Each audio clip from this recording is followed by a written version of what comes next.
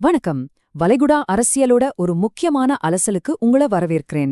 இன்னைக்கு நாம உலக அளவுல நடக்கிற ஒரு மிக முக்கியமான புவிசார் அரசியல் மாற்றத்தை பத்தி பேசப் போறோம். மத்திய கிழக்கு நாடுகள்ல ஏற்படுற சின்ன அதிர்வுகள் எந்த அளவுக்கு தெற்காசியாவோட அடித்தளத்தையே உழுக்கப் போகுது அப்படிங்கறத இன்னைக்கு நாம ரொம்ப தெளிவா புரிஞ்சுக்க போறோம்.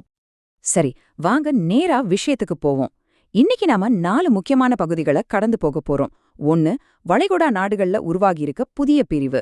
2, இந்த மோதலுக்கான உண்மையான காரணங்கள். 3, இதுல பாகிஸ்தானோட நிலைப்பாடு. 4, இந்தியாவுக்கு இதனால வரப்போகும் பொருளாதார ஆபத்துகள்.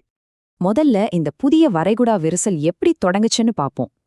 பல நேரங்கள்ல ஒரு சாதாரண நிகழ்வு தான் ஒரு பெரிய பூகம்பத்துக்கான அறிகுறியா இருக்கும், இல்லையா?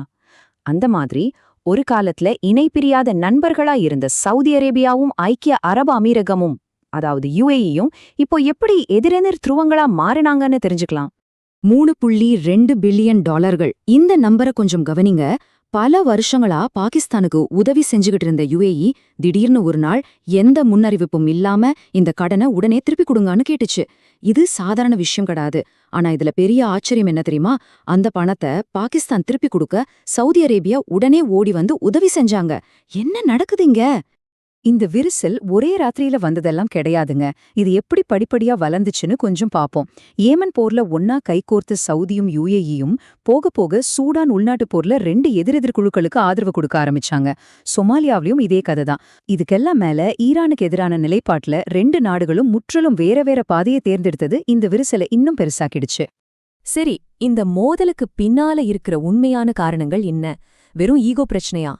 கண்டிப்பா கிடையாது. இது முழுக்க முழுக்க அவங்களோட புவிசார் அரசியல் மற்றும் பொருளாதார நலன்கள் சம்பந்தப்பட்ட விஷயம். உதாரணத்துக்கு ஏமன் போரையே எடுத்துப்போம். ஒன்னா ஆரம்பிச்சாங்க, ஆனா இப்போ பிரிஞ்சு நிக்கிறாங்க. சவுதி அரேபியா என்ன நினைக்கிறாங்கன்னா, ஏமன் முழுவதையும் ஹூத்திகள் கிட்ட இருந்து மீட்கணும்னு போர தொடர நினைக்கிறாங்க. ஆனா UAE என்ன பண்ணாங்க? தெற்கு பகுதிகளை மட்டும் பாதுகாத்துக்கிட்டு அங்க இருக்கிற ஒரு குழுவுக்கு ஆதரவு கொடுத்துட்டு நாம விலகிக்கலான்னு முடிவு பண்ணிட்டாங்க. இதனால செம கடுப்பான சவுதி ஒரு கட்டத்துல UAE ஆதரவு கொடுத்த படைகள் மேலேயே குண்டு வீச ஆரம்பிச்சிட்டாங்கன்னா பாத்துக்கோங்களேன். அடுத்ததா ஈரான் பிரச்சனை. ஈரானோட பதிலடி தாக்குதல்களால வளைகுடா பொருளாதாரம் அடிவாங்க ஆரம்பிச்சதும் சவுதி உடனே உஷாராகி பேச்சுவார்த்தை மூலமா போர முடிக்க நினைச்சாங்க. ஆனா UAEயோட நிலைமையே வேற. அவங்க இஸ்ரேல் கூட கொஞ்சம் நெருக்கமா இருந்ததாலையும் அயன்டோம் பாதுகாப்பு அமைப்பு அங்க இருந்ததாலையும் அவங்க மேலதான் அதிக தாக்குதல்கள் நடந்துச்சு. இதனால ஏற்பட்ட பொருளாதார இழப்பால எப்படியாவது அமெரிக்காவும் இஸ்ரேலும் சேர்ந்து ஈரானுடனான போர முழுசா முடிச்சு வைக்கணும்னு UAE துடிக்குது. அரசியல், ராணுவம் தாண்டி இவங்களுக்குள்ள ஒரு மிகப்பெரிய பொருளாதார போட்டியும் இருக்குங்க. சவுதி அரேபியாவோட விஷன் 2030 திட்டத்தை பத்தி நீங்க கேள்விப்பட்டிருக்கலாம். அவங்க நாட்டை ஒரு பிரம்மாண்டமான சுற்றுலா மற்றும் வர்த்தக மையமா மாத்த துடிக்கிறாங்க. ஆனா பிரச்சனை என்னன்னா, UAE ஏற்கனவே எண்ணெய சாராத ஒரு பிரம்மாண்டமான ஆடம்பர சுற்றுலா வர்த்தக மையமா தன்னை நிலைநிறுத்திக்கிச்சு. இப்போ சவுதியோட இந்த அசுர வளர்ச்சி நேரா UAEயோட மார்க்கெட்டுக்கே ஆப்பு வைக்குது. அதனால முதலீடு, வியாபாரம், சுற்றுலான்னு எல்லாத்துலயும் இப்போ 2 பேருக்கும் நேரடி போட்டி. சரி, இந்த யானைகள் சண்டையில எந்த எறும்பு முதல்ல சிக்கிச்சுன்னு நினைக்கிறீங்க? நம்ம பக்கத்துல இருக்கிற பாகிஸ்தான் தான்.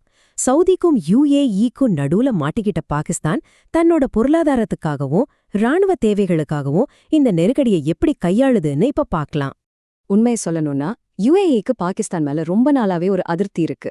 யெமன் போர்ல சப்போர்ட் பண்ண கூப்பிட்டப்போ பாகிஸ்தான் வரமாட்டான்னு சொன்னதுல ஆரம்பிச்ச கோபம் 2017 ஆப்கானிஸ்தான்ல 5 UAE தூதர்கள் கொல்லப்பட்டப்போ அதுக்கு பின்னாடி பாகிஸ்தான் ஆதரவு கொடுத்த பயங்கரவாதிகள் தான் காரணம்னு சந்தேகப்படுற வரைக்கும் போச்சு. ஆனா இது எல்லாத்தையும் விட பெரிய விஷயம் என்னன்னா, ஈரானுடனான போரை தொடர UAE நினைச்சப்போ பாகிஸ்தான் நடுவுல புகுந்து தன்னிச்சையா போர் நிறுத்தம் கொண்டு வர பேசுறதுதான் UAEயோட பொறுமையை காலி பண்ணிடுச்சு. இப்படி UAEக்கும் பாகிஸ்தானுக்கும் நடுவுல விரிசல் பெருசாகிட்டே போன அதே நேரத்துல தான் சவுதி அரேபியா ரொம்ப கரெக்டா உள்ள நுழைஞ்சாங்க. 2025ல சவுதியும் பாகிஸ்தானும் ஒரு மிகப்பெரிய பாதுகாப்பு ஒப்பந்தத்துல கையெழுத்து போட்டாங்க. சவுதிக்கும் UAEக்கும் ஏற்கனவே விரிசல் இருக்கிறப்போ சவுதியோட இந்த அதிரடி மூவ் UAE பாகிஸ்தான் உறவு மறுபடியும் ஒட்டுறதுக்கான எல்லா வழிகளையும் க்ளோஸ் பண்ணிடுச்சு. இது ஒரு சூப்பரான விஷயத்த நமக்கு தெளிவா காட்டுது. வீழ்ச்சியோட விளிம்புல இருந்தாலும் பாகிஸ்தான் ஒரு பயங்கரமான சர்வைவல் கேம் ஆடிருக்காங்க. UAE திடீர்னு கடனை திருப்பி கேட்ட உடனே சவுதி கிட்ட பணத்தை வாங்கி செட்டில் பண்ணிட்டாங்க. தன்னோட ராணுவ பலத்தை காட்டி சவுதியோட முழு நம்பிக்கையும் வாங்கிட்டாங்க. அதே நேரத்துல ஈரான் அமெரிக்கா நடுவுல சமாதானம் பேசுற மாதிரி காட்டிக்கிட்டே பொருளாதார தடையில இருக்கிற ஈரானுக்கு மாற்று வர்த்தக வழிகளையும் ஏற்படுத்தி கொடுத்திருக்காங்க. சுருக்கமா சொல்லணும்னா இந்த வளைகுடா போட்டிய பாகிஸ்தான் தனக்கு சாதகமா ரொம்ப சூப்பராவே பயன்படுத்திக்கிட்டாங்க. இப்ப நாம கடைசி பகுதிக்கு வந்துட்டோம். பல்லாயிரம் மைல்களுக்கு அந்த பக்கம் நடக்கிற இந்த சண்டை எப்படி நம்ம இந்தியாவோட வாசற்படிக்கு வந்து மிகப்பெரிய பொருளாதார சவால்களை உருவாக்குதுன்னு இப்ப பார்க்க போறோம். இப்போ நாம பார்க்க போற இந்த டேட்டா ரொம்பவே சுவாரஸ்யமானது. இந்தியா, சவுதி மற்றும் யுஏஇ ஆகிய 2 நாடுகளையுமே ரொம்ப அதிகமா சார்ந்திருக்கு. ஒரு பக்கம் யுஏஇல சுமார் 4 மில்லியன் இந்தியர்கள் வேலை பார்க்கறாங்க, இன்னொரு பக்கம் சவுதியில 2.7 மில்லியன் இந்தியர்கள் இருக்காங்க. வர்த்தகம், கச்சா எண்ணெய்னு 2 நாடுகளுமே நமக்கு ரொம்ப ரொம்ப முக்கியம். இந்த 2 நெருங்கிய நண்பர்களுக்குள்ள சண்டை வரும்போது இந்தியா யாரு பக்கம் நிக்கிறதுங்கிறது ஒரு மிகப்பெரிய தர்ம சங்கடமான நிலைமை இல்லையா? $37 பில்லியன். இது சும்மா சாதாரண நம்பர் கிடையாதுங்க. 2025-26 வருஷத்துல யுஏஇக்கு இந்தியா செஞ்ச ஏற்றுமதியோட பிரம்மாண்டமான மதிப்பு இது. அமெரிக்கா நிறைய வரிகளை விதிச்சுக்கிட்டு இருக்கிற இந்த சூழல்ல இந்தியாவுக்கு இது 2வது மிகப்பெரிய மார்க்கெட்.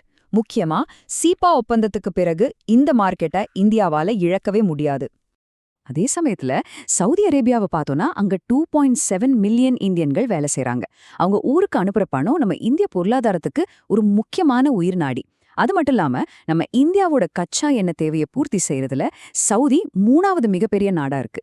இதனாலதான் 2 பேரையுமே பகிச்சுக்க முடியாத ஒரு இக்கட்டான நிலைமையில இந்தியா இருக்கு. ஒரு முக்கியமான விஷயத்த கவனிங்க. சவுதி அரேபியாவும் பாகிஸ்தானும் போட்டுக்கிட்ட அந்த பாதுகாப்பு ஒப்பந்தம் இந்தியாவுக்கு ஏற்கனவே ஒரு பெரிய மனக்கவலையை ஏற்படுத்தி இருந்துச்சு. இப்போ வளைகுடா நாடுகள்ல வந்திருக்க இந்த புதிய பிளவும் அதுல பாகிஸ்தான் தனக்கான லாபத்தை தேடிக்கிறதும் இந்தியாவோட பாதுகாப்பு கவலைகளை பல மடங்கு அதிகரிச்சிருக்குன்னே சொல்லலாம்.